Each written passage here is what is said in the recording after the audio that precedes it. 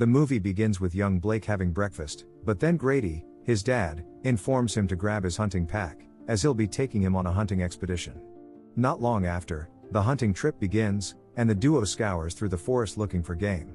As they go, Grady explains to him the do's and don'ts in the forest. Blake is lost in admiration of the grandeur of the forest, which slightly pisses Grady off, as he hasn't been paying attention all along.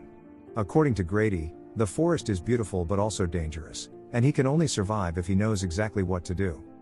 As they are still conversing, Grady spots a deer close by, so he quietly takes to his knees, and when he is about to shoot, the deer goes out of sight.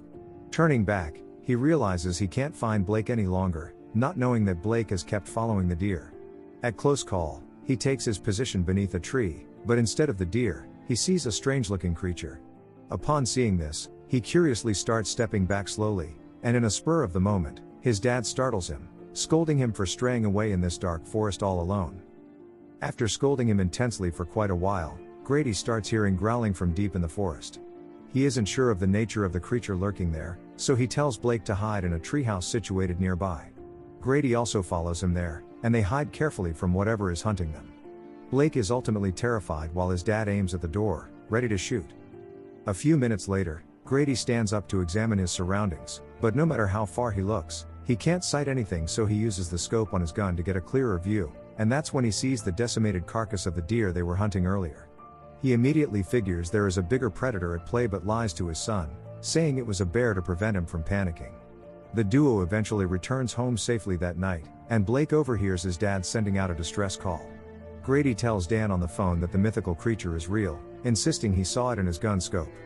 He swears to hunt down the creature, and it is at this moment he discovers Blake has been eavesdropping. 30 years later, Blake is now a full-grown man and has given birth to a beautiful daughter named Ginger.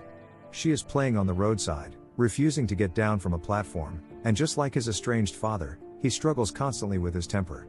Blake now lives in San Francisco with his family, with Charlotte being his prolific workaholic wife. Upon getting home, she gives him a file, and on opening it, he discovers it is Grady's death certificate, accompanied by the keys to his childhood home. Charlotte is overly obsessed with her work, making her neglect some of her duties. After ending her call, she nags Blake for disturbing her while she was on the phone with her editor, but he waves it off and serves them dinner. During dinner, he tells them Grady has been officially declared deceased due to the fact he has been missing for so long now, and this news attracts sympathy from his wife and daughter. The next day, after Charlotte concludes work for the day, she meets Blake sitting outside the courthouse. He gives her the lunch he brought for her, then he asks her a striking question. He inquires if she is happy with their current state, and the look on her face already answers the question. According to Blake, it has dawned on him that she and Ginger are the only family he has left, so he feels they should stop their incessant nagging and try to be happy as a family while they are still here. He suggests it would be good for all of them if they move to Oregon, his childhood home, and spend the entire summer on vacation there. She reluctantly agrees, as she hates leaving behind the work she is so passionate about. The main reason she agrees is that she feels she has been neglecting her daughter, so the trip is a chance for them to rekindle their relationship. The next day, they arrive in Oregon. Blake can't really remember the routes down to Grady's house, so he tries checking the map for directions. It is at this moment Ginger notices someone camped in the treehouse nearby. The man, upon sighting them, inquires where they are headed. As they converse, Blake discovers it is Derek, Dan's son. After exchanging pleasantries, Derek tells him he has been going the wrong way, and since he's going the same way he offers to take them there. Charlotte isn't comfortable with the idea of him joining them, but she immediately goes to the back seat to join her daughter while Derek occupies the front seat. On their way, Derek used the opportunity to narrate to Blake the things he has to come to terms with. Suddenly, Blake loses control of the steering as he sights a weird creature on the road. Their truck plummets into the forest, and they are nearly unconscious. The truck is turned upside down, so Ginger and Charlotte climb out through the windows. While this is happening, the creature breaks the window, scratching Blake's arm, and not long after, it kills Derek and drags him away. Blake immediately climbs out through the window as well, after which he helps his family get down off the truck. Upon coming down, Blake keeps his family close and frantically leads them to Grady's house. They hear growling from the forest as they get closer, so they increase their pace. After they get inside, Blake holds down the door to make sure the creature can't get in.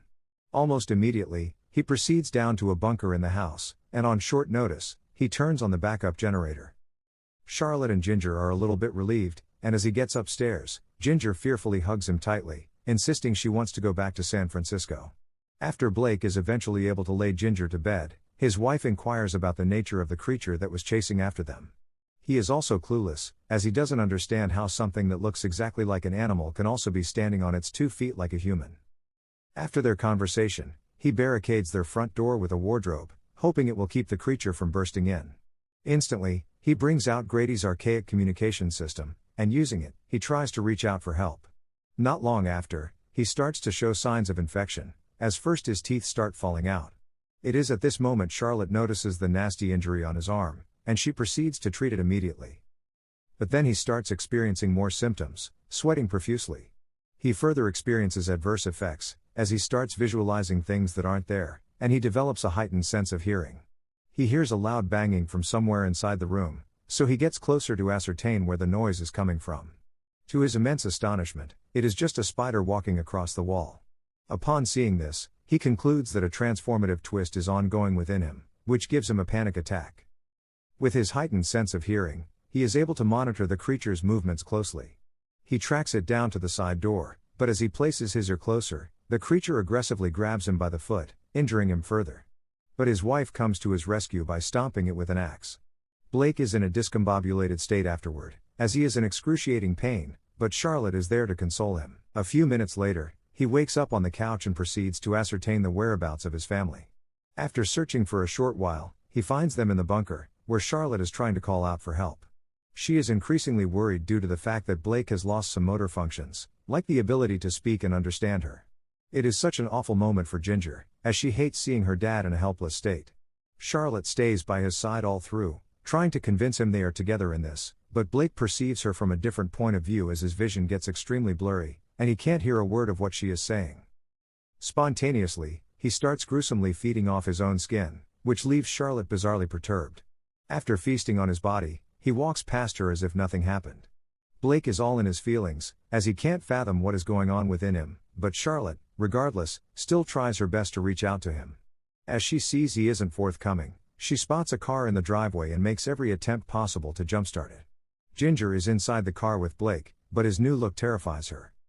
Not long after, Charlotte succeeds in turning on the vehicle, but as they are about to drive away, the werewolf smashes through the windshield, forcing them to abandon the car and seek refuge on top of the greenhouse. They aren't safe up there, as the werewolf uses its claws to tear open the roof. Blake realizes his family is no longer safe, so he signals Charlotte to take Ginger back inside. Almost immediately, he runs in the opposite direction to lead the creature away from his family while his wife fearfully takes Ginger inside the house. Ginger is immensely upset with her for leaving her dad outside, but she explains he is only trying to protect her. Instantaneously, Blake returns back to the house, and as she opens the door, she realizes he is even more deformed than before, which scares her. Upon getting in, he reaches out a severed finger, then he limps towards them, which is even more frightening. But Charlotte keeps her cool, notwithstanding his terrifying nature. This singular act of hers alone makes him back down, and he starts regretting his actions. The other werewolf bursts in almost immediately, and the two engage in a dauntingly ferocious battle. Charlotte sees Blake is losing, so she stabs the werewolf in its back, making it divert its attention to them. It becomes a face-off between Charlotte and the monster. Blake intercepts the creature not long after, but it knocks him out with ease as it is about to drag him away. Charlotte courageously strikes it continuously with an iron rod. In a spur of the moment, Blake corners the creature, and this time he is able to bite its neck and eventually kill it. Once the monster is dead, Blake looks closely at the tattoo on its arm, and it is at this moment he realizes it was his dad all along who became the monster. Upon getting the hang of this, he hastily runs out of the house. Upon reaching outside, he starts going through the final stages of his transformation into a werewolf. The process weighs on him, making him unable to control himself, and after the transformation is completed, his night vision is ultimately enhanced. He uses it to turn off the backup generator. All of a sudden, he stages an attack on his own family. In a bid to evade him, they run inside a nearby bar and lock the doors.